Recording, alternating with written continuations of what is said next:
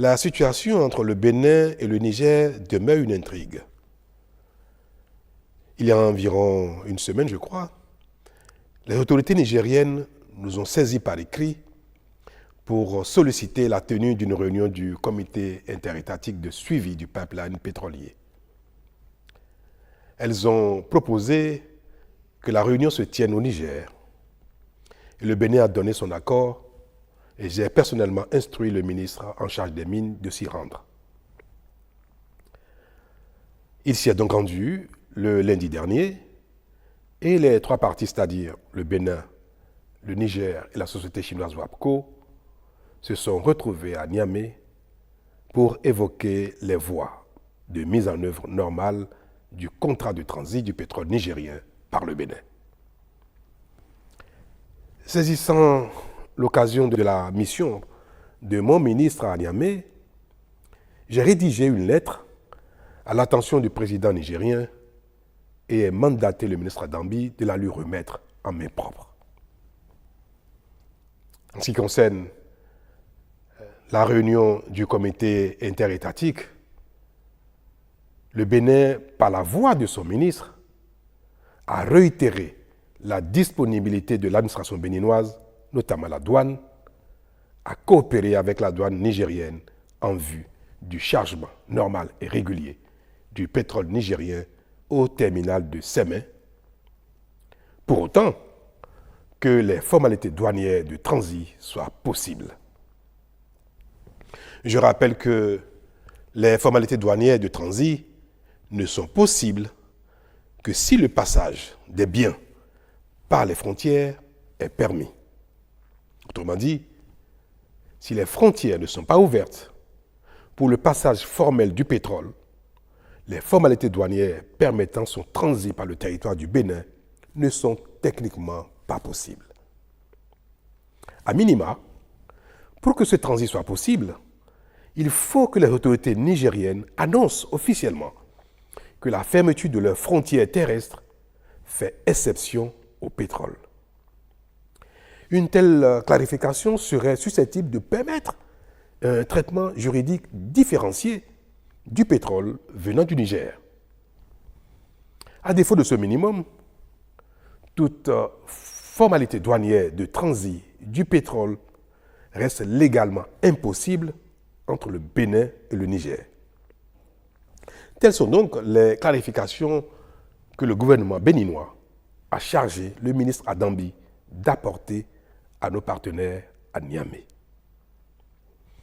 Mais selon le compte rendu qu'il m'a fait hier à son retour, le ministre Adambi, il ressort que la partie nigérienne présente à la dite rencontre n'a apporté aucune réponse à nos préoccupations et attend ou attendrait de recevoir les instructions de ses plus hautes autorités. Alors je vous parle, je n'ai reçu aucune clarification ou information de nos frères nigériens allant dans le sens attendu par tous. Mieux, le président Tiani n'a pas reçu le ministre Adambi, que j'ai pourtant expressément chargé de lui remettre ma lettre d'apaisement et d'invite au rétablissement de la fraternité et de la libre circulation des personnes et des biens entre le Niger et le Bénin.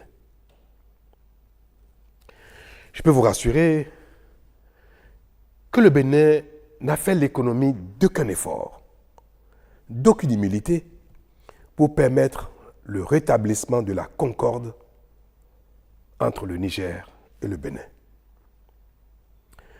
Et de manière plus concrète, s'agissant des deux points qui ont été évoqués à Niamey, en l'occurrence, les équipements complémentaires du pipeline amenés par le partenaire chinois et en attente au port de Cotonou pour être acheminés au Niger, je veux réaffirmer que le Bénin reste disponible à accorder toutes les facilités possibles à la société WAPCO pour l'acheminement effectif des 10 équipements sur le Niger.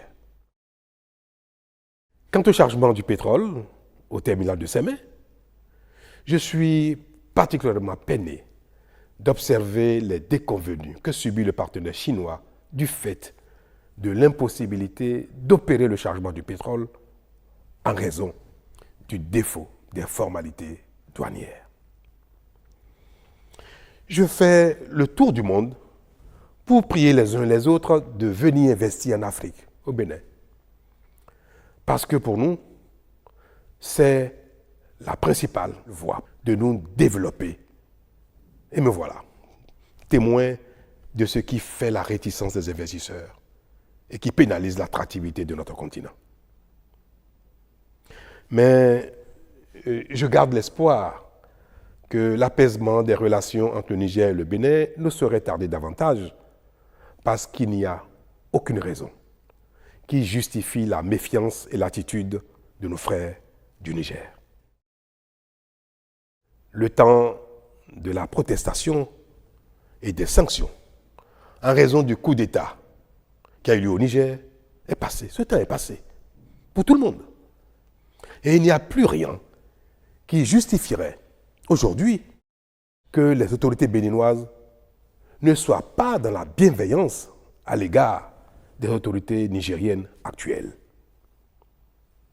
Mais en attendant, nous chercherons les voies et moyens pour aider la société chinoise WAPCO afin de limiter leurs souffrances et préserver leur intérêt pour l'Afrique. Voilà ce que j'ai à vous dire sur la situation. Merci.